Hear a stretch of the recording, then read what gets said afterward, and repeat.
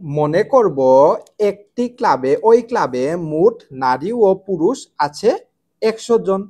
এখন বলা হয়েছে যে 70% সদস্য বিবাহিত। যদি 70% সদস্য বিবাহিত হয় তাহলে মোট বিবাহিত কতজন? 70 জন। আবার অবিবাহিত তাহলে কত হবে? 100 বিয়োগ 70 সমান 30 জন।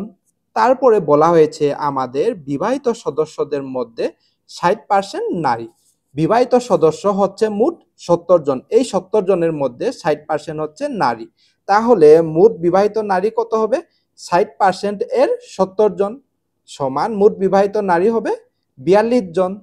তারপরে আমাদের বলা হয়েছে যে যদি মোট সদস্যের 60% নারী হলে অবিবাহিত নারী সদস্যের শতকরা হার। মোট সদস্যের 60% নারী হলে 100 জনের মধ্যে নারী কতজন? 60 জন। তাহলে মোট অবিবাহিত নারী কতজন হবে? এই মোট নারী সংখ্যা থেকে আমরা যদি বিবাহিত নারী সংখ্যাকে বাদ দেই তাহলে অবিবাহিত নারী সংখ্যা পাবো। তাহলে মোট অবিবাহিত নারী 60 বিয়োগ 42 সমান 18 জন।